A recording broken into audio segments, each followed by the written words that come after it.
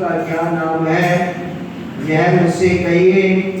श्री कृष्ण बोले कि हे रासार्दूल, कार्तिक कृष्ण पक्ष में रमा नाम की शुभ एकादशी होती है।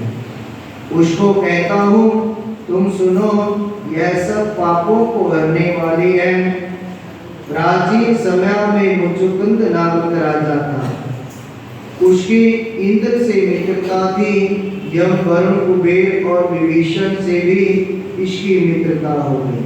हे राजन, वह राजा विष्णु का भक्त और सत्यवादी था। धर्म से पालन करते हुए उसका निष्कंटक राज्य हो गया। उसके घर में बेटी थी, उसका नाम चंद्रभागा था।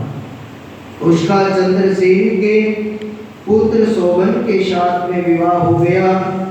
निप वह शोभन कभी अपने ससुर के घर पर आया। उस दिन पवित्र एकादशी का व्रत आया।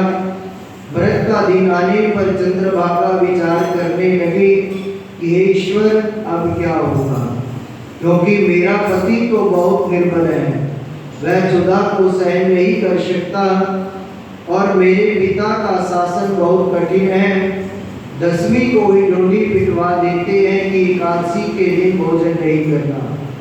डुमडुमी का शब्द सुनकर शोभन अपनी स्त्री से बोला कि कांते, अब मुझे क्या करना चाहिए। शोभने, जिसके करने से मेरा जीवन नष्ट न हो ऐसी शिक्षा दो। चंद्रभागा बोली कि देखो, मेरे पिता के घर में कोई भोजन नहीं करता, हाथी घोड़े तथा पशु भी नहीं खाते हैं। हे कांते, यदि भोजन करना चाहो तो घर से चले जाइए। शोभन बोला, तुमने सत्य कहा, मैं व्रत करूंगा, जो भाग्य में लिखा है वह वैसा ही होगा। इस प्रकार भाग्य का विचार करके उसने उत्तम व्रत को किया। भूख प्यास से शरीर पीड़ित हो गया। वह बहुत दुखी हुआ। वह व्याकुल हो रहा था कि सूर्यास्त हो गई। वह रात्रि वैष्णव ऋषियों को हर्ष बढ़ाने वाली हुई कि हे निपसालूल, भगवान की पूजा करने वाले और जागरण करने वालों को वह रात्रि आनंद देने वाली हुई और शोभन के लिए असहाय हो गई। सूर्योदय के समय शोभन की मृत्यु हो गई और राजा ने योग्य सुगंधित चंदन की लकड़ी से उसका दाह कर कर्म करवाया। चंद्रभागा ने पिता के निषेध करने से अपना शरीर नहीं जलाया। उसका अंतिम संस्कार करके पिता के घर में रहने लगी। हे निपश्रेष्ठ, रमा के व्रत के प्रभाव से मंद्राचल के शिखर पर शोभन को बहुत रमणीय देवपुर मिला। वह बहुत उत्तम और अनेक गुणों से युक्त था। उसमें पन्नों से जड़े हुए स्वर्ण के खंभे थे।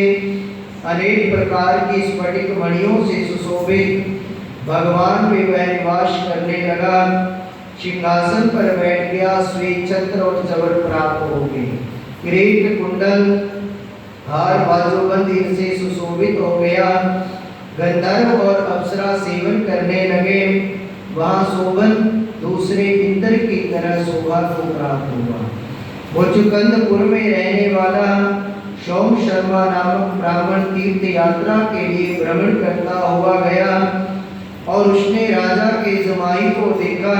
वह उसके पास गया। उस शोभन ने शीघ्र सिंहासन से उठकर ब्राह्मण को नमस्कार किया और अपने ससुर की क्षमा कुशल पूछी। अपनी स्त्री चंद्रभागा तथा नगरवासियों की कुशल पूछी। सोम शर्मा बोले कि राजन, तुम्हारे ससुर के घर में कुशल है, चंद्रभागा सकुशल है और नगर में सर्वत्र कुशल है। हे राजन, आप अपना कुशल वृत्तांत कहिए। हे राजन, यह विचित्र नगर आपको कैसे मिला, सो कहिए। शोभन बोला कि कार्तिक कृष्ण पक्ष में एकादशी होती है। हे द्विजेंद्र, उसका उपवास करने से अस्थिर मुझको मिला है।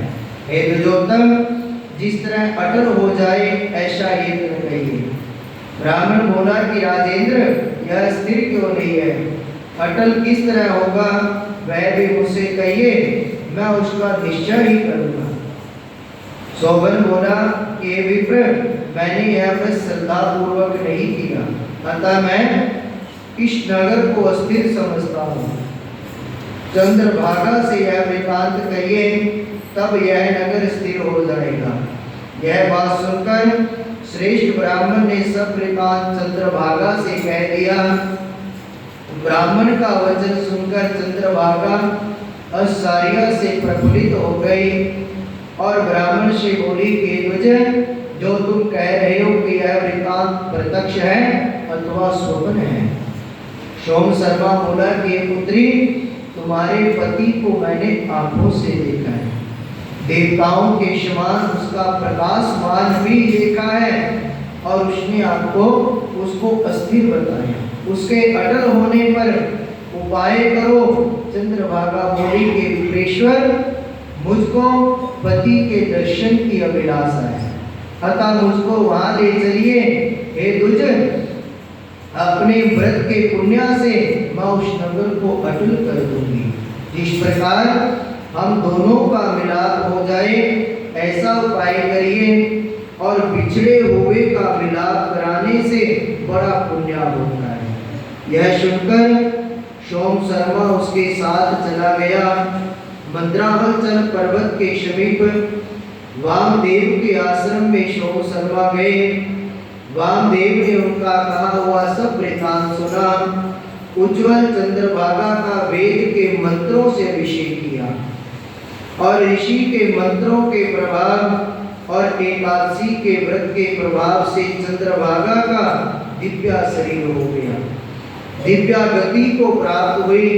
प्रसन्नता से प्रफुल्लित नेत्र किए गए, अपने पति के पास पहुंच गई। शोभन भी अपनी आई हुई स्त्री को देखकर बहुत प्रसन्न हुआ और उसे बुलाकर अपनी बाईं तरफ बैठा लिया। चंद्रभागा अपने पति से प्रसन्न होकर सुंदर वचन बोली कि एकांत, जो कुछ पुण्य मेरे पास है उसको सुनिए। जब मैं पिता के घर में 8 वर्ष की थी, तभी से मैंने एकादशी का व्रत विधि पूर्वक और श्रद्धायुक्त चित्त से किया है। उस पुण्य के प्रभाव से तुम्हारा नगर अचल हो जाएगा। महाप्रलय तक सब कार्य पूर्ण होंगे।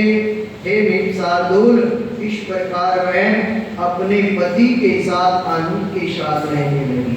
वह दिव्य रूप होकर सुंदर आभूषणों से सुशोभित होकर सुख भोगने लगी। शोभन भी उसके साथ दिव्य रूप होकर विहार करने लगा। रमा एकादशी के व्रत के प्रभाव से वे मंद्राचल के शिखर पर आनंद करने लगे। यह एकादशी चिंतामणि अथवा कामधेनु के समान है। जो उत्तम मनुष्य इस व्रत को करते हैं और दोनों पक्षों की एकादशी का व्रत करते हैं, निश्चय है उनके ब्रह्म हत्यादि पाप भी नाश को प्राप्त होते हैं। जैसी एकादशी शुक्ल पक्ष की है, वैसे ही कृष्ण पक्ष की है। इसमें भेद नहीं समझना चाहिए। जो मनुष्य एकादशी के व्रतों का महात्म्य सुनता है, तो वह सब पापों से छूटकर विष्णु लोक में आनंद करता है। कोई सच्चिदानंद भगवान